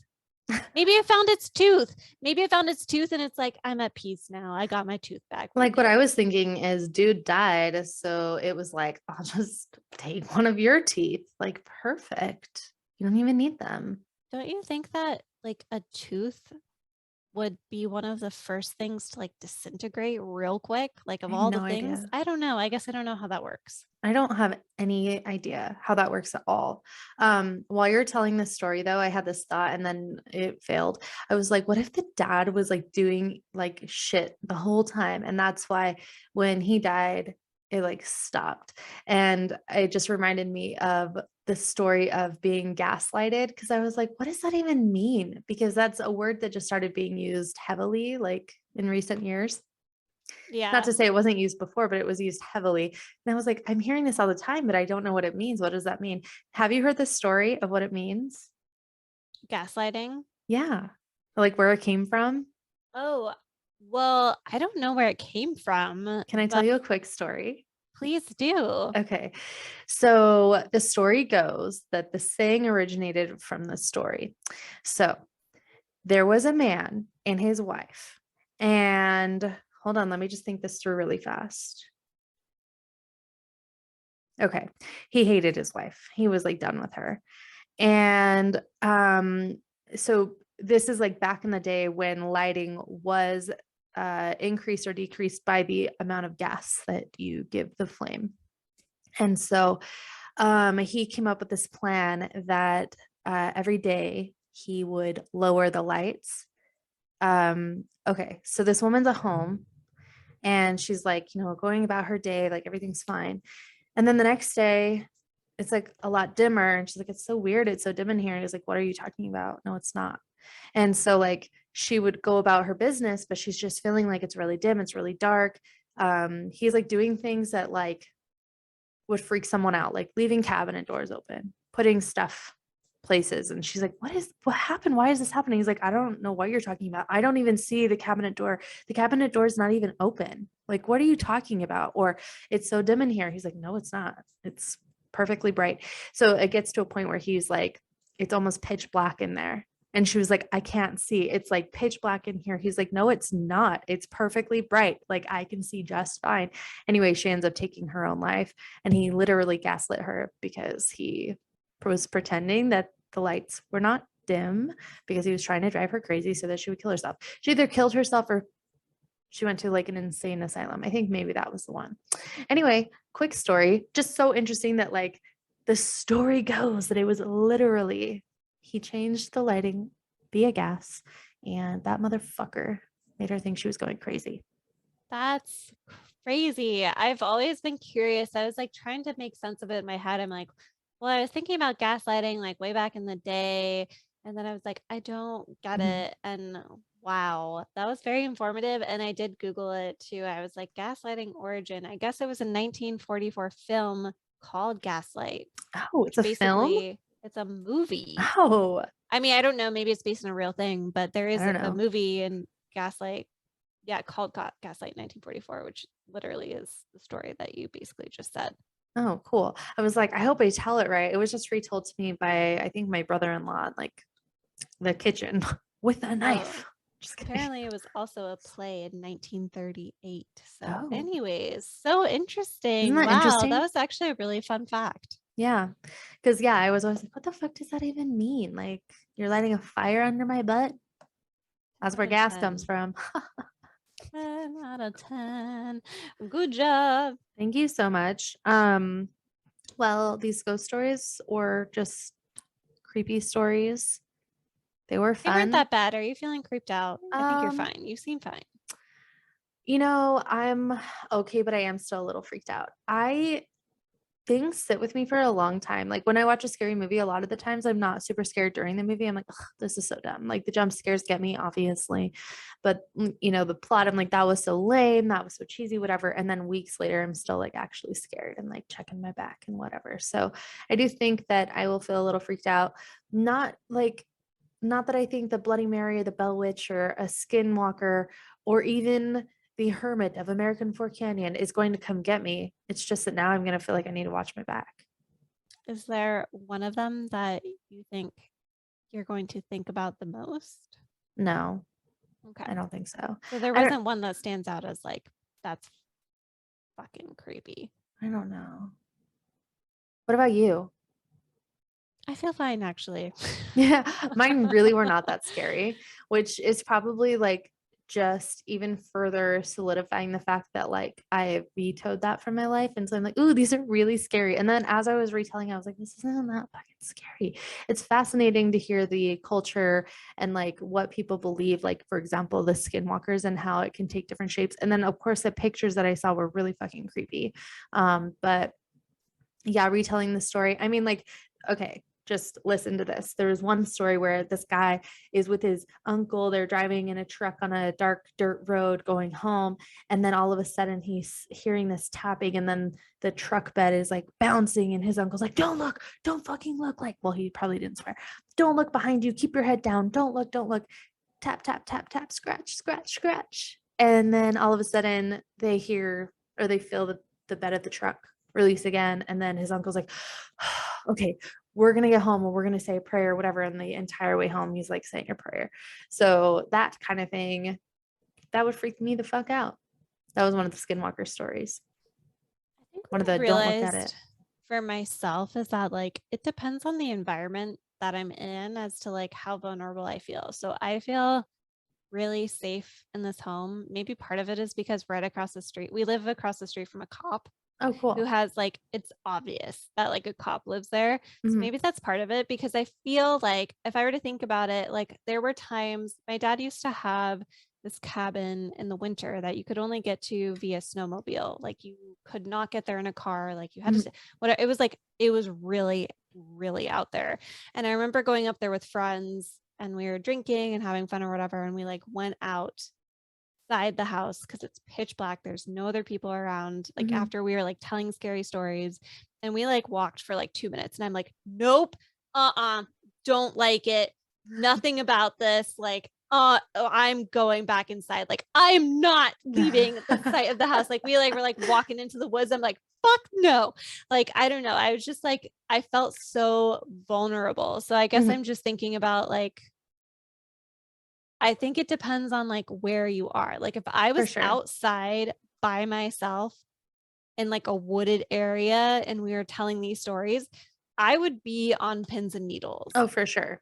But, like, because I'm in a comfortable space and I feel really safe, I Mhm. think maybe it just doesn't have the same effect. I don't Yeah. know. No, yeah, that's absolutely true. That's why I'm like, I'm not scared of a skinwalker appearing in my bedroom or even, Hermit from American Fort Canyon. Like that, those are all like ghosts in the woods kind of thing. Or, creepy crawlies. And then the Bloody Mary, that's in your bathroom if you say it 13 times. And then this other Bell Witch, she's in Tennessee. So we're fucking good. Bell she's maybe in the cave or Or maybe he or or it. it found its tooth and it's done. Yeah. So we're good. But yeah, I'm still totally gonna be freaked out. Well, except you are in Utah by Skinwalker Ranch. So, That's in northern Utah, okay? okay, I'm just Um, kidding. well, it's I don't know. These things are really fun. And I love like, years ago we would always drive past any like haunted house. Like we would Google like where the haunted house is and like we would drive past them or we would just drive through neighborhoods and be like, that house is haunted. Like, because it's old or like decrepit, whatever. And so like, I mean, there's a little bit of that thrill factor to it. So it can be really fun. Like I love ghost towns and there are tons of ghost stories about ghost towns, of course. And so anyway, I do think they're fun, they're thrilling, but they stick Do with me you for a think they're while. fun? I feel like I'm not convinced. I Yeah, feel like even I with this know. whole time, you're like, this Eee, is fun. But like when you're talking about it, you're I'm like, scared. like I it's know. like it's not fun for you. It's almost like I want it to be fun. Well, it's like in the moment it's fun. Like going to see ghost towns is fun. To like drive past these things are fun, but then the aftermath for my brain is not so fun. It's Yeah. kind of like I'm screwing over future Frida. Yeah. It's like you have this apprehension to you where you're like, I want it to be fun, but I'm apprehensive that I'm going to be worried about this later. It's called You're on anxiety. guard. On God. Well, anyway, on that note, let's see what time it is. It's 11 o'clock. I am beat. You I am guys, it tired. was the middle of the night. Now it is like almost dawn. Basically, are you kidding me? The We sun's stayed gonna up come all up night long. tomorrow. Bet your bottom dollar that tomorrow there'll be sun. When I'm stuck with a day that's Oh, gray oh. and lonely. I'm like, we're It's still not gonna stop. going. I can't stop. I won't stop. Things don't rule me. Something. It's Miley Cyrus. Oh, You know, oh. I can't stop and I won't stop. Or, I rule as things don't rule me. Can't take nothing from nobody. Yeah, we're gonna be yeah. on Miley Cyrus to sing on trend, we could say, Yeah. I could buy myself flowers. Put I don't my know the rest name of in it. the sand. I can dance with my pants I think off. she said something I about I can could high talk five to my myself for hands. hours. Yeah, there's a lot to it. I wonder why she waited so long to like come out with that. Like there are a lot of people, okay, hang on. I know we really should go. So Miley, conspiracy theory time. I'm just curious. And maybe I just heard this incorrectly, but somebody said that her ex had dedicated this Bruno Mars song to her for her wedding. And this Bruno Mars song, if you remember, I should have bought you flowers. I should have and held your hand. And like it's talking about all these things I should have done, but I didn't. And I hope he treats you better than I did. What the fuck kind of song is that for a dedication at a wedding? And so that in and of itself, I'm like, maybe it was dedicated at the divorce and not the wedding. Like what? Who dedicates that type of song at a wedding?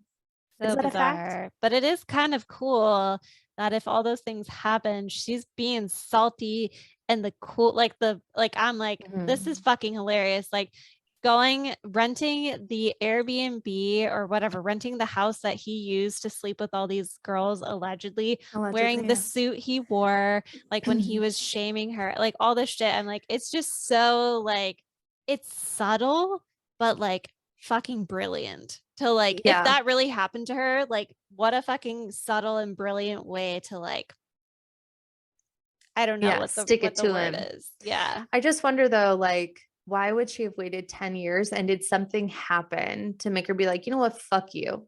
I don't think it hasn't been 10 years. That's They what didn't somebody divorce said. 10 years ago. That's what some TikToker said. Let's Google this. Fact check me. You're the faster Googler. You're faster at Googling than I am. Can't even fucking talk. I don't think it's been 10 years. That would be shocking. They finalized their divorce in 2020. It's recent. Okay.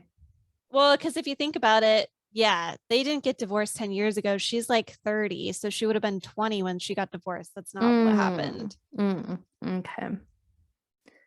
Okay. Oh, to me, this seems like a normal. I mean, it probably took some time to even think of doing this. So to me, that seems like a normal turnaround. She probably had to like check to see if it was okay to even do this with the song. She might not have even had the idea until recently. I mean, I feel like sometimes they just randomly come to you.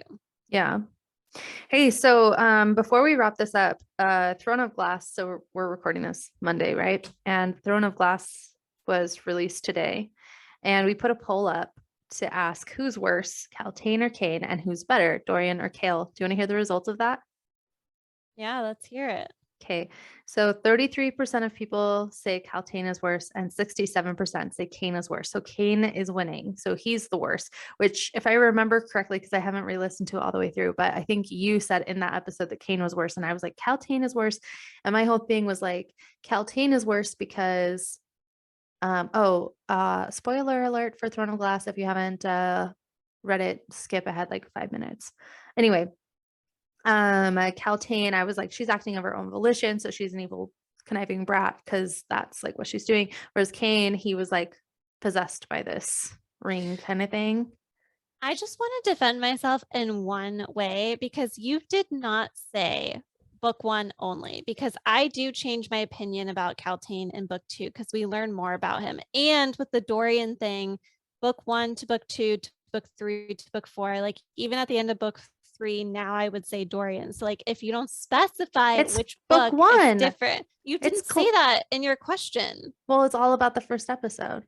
I know, but people just see it and they don't. You have to be specific. You have to say like, just in book one, what did you think? Well, to be fair, you voted Kaltain on this Instagram thing, which is good because I do think that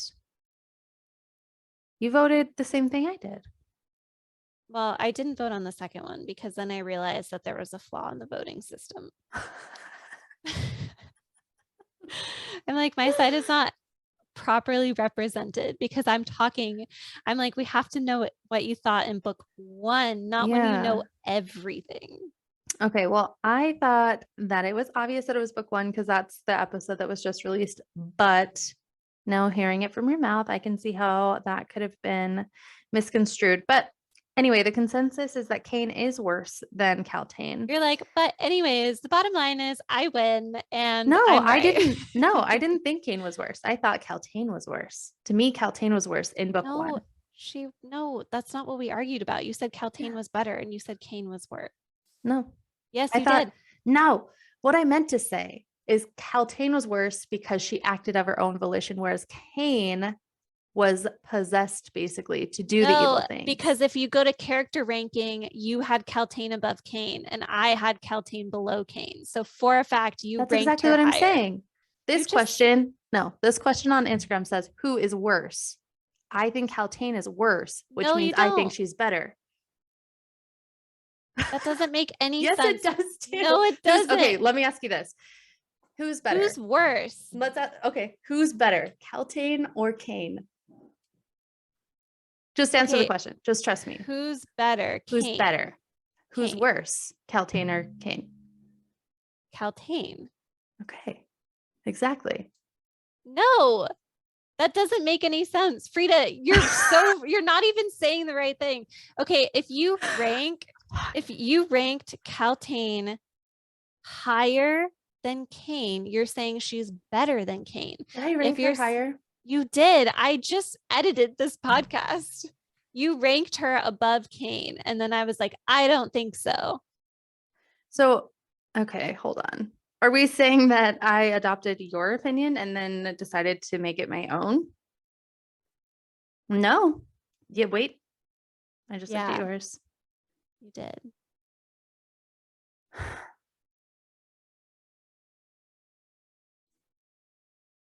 I don't understand. Sense. You were trying to say, you were like, who's worse is who's better. I'm like, how does that make any sense? You were trying to say that well, the poll is who's worse, Kaltain or Cain, and then the next poll is who's better, Dorian or Kale. Yeah. So it's like two separate. Who's better is obvious, but who's worse? The issue is that I thought when I did my ranking that I put Cain and then Kaltain, but I did not. You were right. I did put Kaltain and then I put Cain on who's the ranking list. I'm like so confused. I just do you know what the other part? Do you know what the other part of this problem is though? Is because I had forgotten Cain's name. Kaltain and Cain, they're really similar sounding names. Mm-hmm. Like I wouldn't have been able to necessarily, I think I could remember Kaltain, but with Cain, because spoiler alert, he dies, I wouldn't have been able to pull his name out of my ass. So it is interesting. Like, why are their names so similar? Yeah, I don't know. Maybe because they're both bad guys. Anyways, a bad guy. This is an interesting debate. That is funny though that you also argument. But okay, you guys, we don't always agree on shit. No, we don't. Okay, and then the second one is who's better, Dorian or Kale? And I'm surprised to find that 100% of the voters chose Dorian. I'm not. So wild. Oh wait, hold on. I think I fucked something up with this microphone. Can you still hear me fine? Yeah. Oh, you did get louder, kind of, which is like fine. It wasn't even upsetting. That does not surprise me. I feel like people love Dorian, but again, I feel like it comes to, and I have things to say to you, Frida, and I can't tell you. I can't tell you about them yet. I'm really, really close to being done. I'm like very fucking close. Like, can you just tell us what happened? Where are you?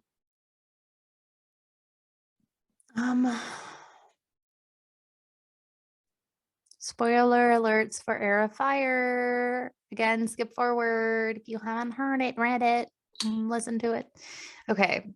For Selena, they just discovered that the like creatures that she discovered down, you know, in the below the library are on their continent now.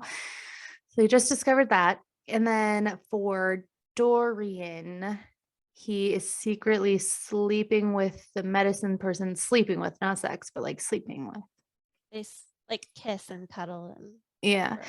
And he's like, I'll give you anything. What do you want? And then she won't tell him. And then she leaves and she says, I don't want to sneak around. That's what I want. And he's like, fuck, Do you how like am I them supposed to do that? together? I don't know. I'm not sure yet. I felt like she was a little manipulative maybe at first. And I'm like, I'm not sure where she's at, but maybe she's not manipulative. I'm not really sure. I'm kind of, She was giving rebound vibes to me. I could totally see that. And she has like loved him since the moment she saw him. So I'm like, I don't know. Um, and then Kale and Adian. Is it Adian or Aiden? I don't know.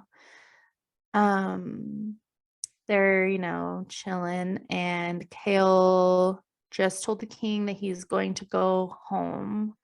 And before that, somebody was asking Adian if he wanted to be kings. Now I have a suspicion that Adian and Aelin are mated. I don't know, because she was talking about a connection she had with him when she was younger, that she couldn't really explain it. And I thought, man, if you're mated with somebody and you're that young, you probably wouldn't really They know. have a blood oath. He Oh, talked about that. That was before. That's not a spoiler. oh, that's He okay. gave her a blood. He talked Oh, so about that's that a got to long be what time it is, ago. maybe. Well, I don't know. I don't know. I mean, it is possible, but their tie could also be that blood oath. Okay. Yeah. Well, I actually missed that. And I didn't even pick up on any blood oath stuff until we're hearing about Rowan having a blood oath with Maeve, whom he's kind of upset about because he also found out Selena um, was in Endovir and, you know, all of the stuff, and she didn't tell him. And so he's like, eh. And I feel like, you know, there's some evil shit happening with Maeve. Like maybe she's like this evil fucking witch, basically. And he has blood oath with her. Not sure if that can be broken, but You I'm don't think that I'm not saying I don't know anything, so this is mhm, not a spoiler. I just want mhm. to talk to you about it. You don't think that you don't think Rowan and Aelin could be mates? Well, Rowan already had a mate, and I actually was going to ask you this. Can somebody have more than one mate? See, this is when I shooed you away on that TikTok. That's what I was asking. I was like, I assumed because of all the fan art, I was like, oh, they're totally mates. Like they're going to be mates. Like Yeah. obviously, obviously. And then he drops this bombshell that his mate died. And then I'm like, what? Hold the phone. I had always wondered, like reading the other series, I was like, what would happen if a mate died? So, like, now it brings questions to me where I'm like, do you get another mate? Like, Yeah. I don't know. It even made me think, like, was he lying? I don't know why he would lie. That seems weird. But, like, I am curious. I'm like, oh, fuck. Can you get another one? He didn't seem like he was lying. But one thing also that I remember that just happened when I was reading today is she said she was wondering if Kale could have been a mate for her, which again, I was interested. I'm like, but can you mate with a human when you're Okay. a fae? That scene stuck out to me too because Rowan was quiet for a long time when she was like Mhm. asking if he could be a mate. And he had finally said after a long pause, he was like, do you want to know The the truth? truth. Yeah. And she said, not tonight. So it's like, maybe he knows something about them and he's Yeah. like, it was going to tell her, but she wasn't ready for it. So he's like, never mind. Cause I think about Rysand and Feyre, and he knew and she didn't know, and he didn't tell her for a long time. So it Mhm. made me wonder if he was going to open up to her about it. Ooh, they are getting really cute and like touching each other, holding hands in bed. Yeah, they're Anyway, cute. But I'm yeah, it really does excited about that. throw you off because he already had a mate. So, Hmm. but then Now, there's that whatever word. They used a weird word before. oh, the bond like with the magic, the karanana. Yeah. Yeah, and she also just said that it felt like their magic was playing with each other. And I thought, duh. So maybe they're connected in that. So also I did see fan art, which like, I don't know. Anyway, I saw some other fan art. that made me wonder. And I was like, why did I see this? I'm so bummed. I don't even know how I got myself to seeing it, but it did make me wonder, like, oh, it was like this artist that I think does like porn drawings, because she was like, full version on Patreon. I was like, is this not the full version? Like, it's pretty sexy. And then I realized, oh, she's probably drawing them naked. Um, which is so funny to me because I'm like, I don't know. Anyway, I mean, people get off on it, I guess, which is why it's a thing. But for me, I'm like, I don't know that like that to me isn't. I don't. It's not. If I needed porn, I don't think I would go to a cartoon for it. I don't fucking know. Never tried it. Yeah, I don't know. Like, Anyway. I like to look at fan art because I'm like, I need a good visual. Like, I like to see, because I also feel like, especially for Rowan, like, she didn't describe him in great detail. And like, when we're talking of like this big tattoo, like, sometimes it's hard to imagine what we're talking about here. So I like, especially with fantasy, like, what are we working with here? Yeah. But yeah, like the porn stuff, I'm like, I don't mind a good sexy pic, but like, I don't need to see Rowan's penis, you know? I do know what you mean. Yeah. I also am like, I Like, don't I'm know. that part about him, I'm not that curious about. I could probably just make it up with my imagination if I felt the need. We do know what the peni look like. So I guess, okay, so funny. I never thought about this before because I wasn't really that curious, but now I'm like, oh, in Fantasyland, did they circumcise?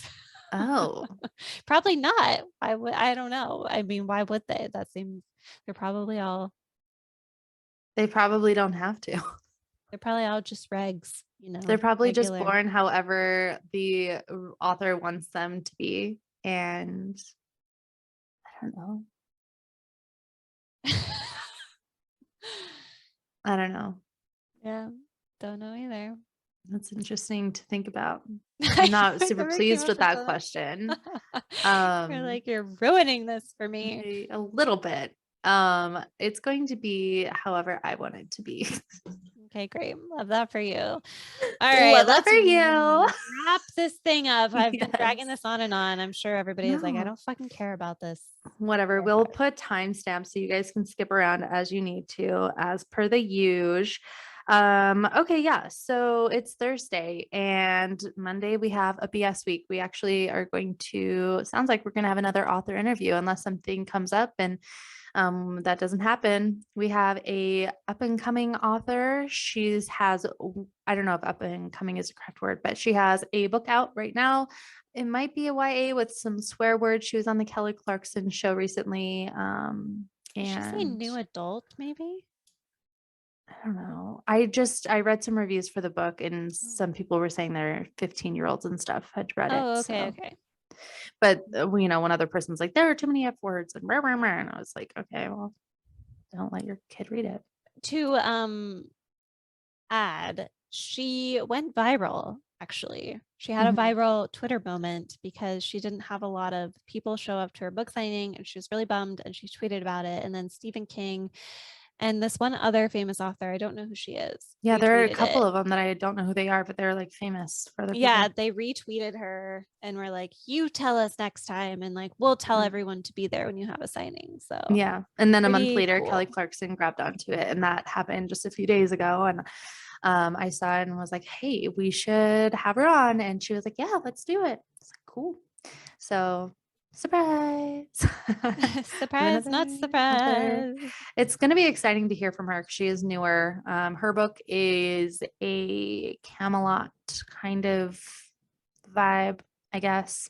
So Did you anyway, start it, Frida? I haven't started it yet. I did purchase it.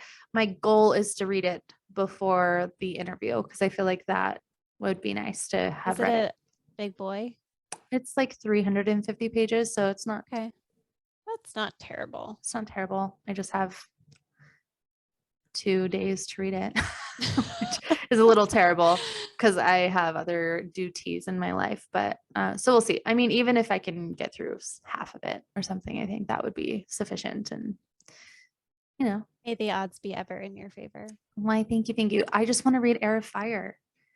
So I know. You got to finish. You got to wrap it up. fuck. Can I I just say know one thing? you can. Are you going to get mad at me? Oh, well, what is this one thing you're trying to say? It reveals nothing, but I just want to say something about where you're not there. It reveals nothing, but I just want to say something about my journey. Okay. Use your best judgment. I think you're not going to be mad about me. Okay, then do it. About this. Go for Okay. it. So when we read Throne of we read Throne of Glass, we were really had high expectations for the next one to be even better. And I feel like we were really disappointed. Like Crown of Midnight, it wasn't bad. Like it was good, but like it was pretty slow. Sorry. And I just want to say, I am not very far into Queen of Shadows. You started it without me? Yeah, I started it. And the only thing I'm going to say is like, I was worried. I was like, it's going to be slow and drag on for fucking ever. In the beginning, we are fucking moving. Like we're moving along on the plot. It really is just like, it really is just like, it picks up where it left off. Like I was worried she was going to drag us out on all this shit, but like, no, we're doing shit. We're like getting to business. So nice. I am very pleased that I'm not like forced to sit through like 50 to 100 pages of slowness. Like we're in it. And like we're doing all the things that like you want to see her do that you thought you'd have to wait for. Yay. Okay, cool. That is very pleasant to hear. Is that acceptable? It was very acceptable. Okay, great. Love that for me. A+. I feel sad that like you feel scared, but also I'm glad that that's ingrained in you because that means I am less likely to hear spoilers, even though I do still feel like a little bit bad, but no, not bad enough. Be more considerate. Like I don't want to ruin your experience. I just wanted to, and I was like, I had to think about it because I'm like, would that ruin your experience? No, I feel like it just helps you look forward to the next book. Yeah, it just makes me look forward to the next book. I think your judgment was sound. Okay, great. Thank you for that. Well, I am yawning and it's time to go. Thank you so much, you guys, for listening to us. And also thank you for sitting through our argument that lasted about 6 minutes. It was fun. We had multiple arguments actually at this episode. We were arguing about atheists and agnostic people, and then limit on the alcohol. What should we name this episode? Ghost stories, or the moment where Frida re-sings like all of these bits and pieces from these 2000 classics? Maybe we should also just throw everyone off and like name it After Dark, Atheist, and Agnostic. Oh my God. The amount of people that would revolt and join. I'd be like, that can't relate. So, all right, you guys, we'll catch you on the flip side. On that note, that's what you always say. On that note, catch you on the flip side. Catch you on the flippity flop. We'll talk to you on Monday, and hopefully we have this really fun author on for us. If not, we'll have a different topic, and it will be just fine. When you say flippity flop, I feel like you channel Geraldine. You know who I'm channeling? The dad from Sarah Without an H from Jimmy Fallon Ale. I'll catch you on the flippity flop. But it does feel like a Geraldine moment. Because you said that. You were like, in our ZA episode, you did say, let me try to sound like Geraldine for a second. I did. Yeah. And he is a very Geraldine-esque nail. So, any hoozle. All right, we're going now for real, guys. XOXO. Yes. Can I do that? Is that a copyright issue? XOXO Gossip BS. Or XOXO Book Sleuths. Love it. Gossip Sleuths. Gossip. Okay, bye. Okay, we're gone. Bye. I live inside my own world of make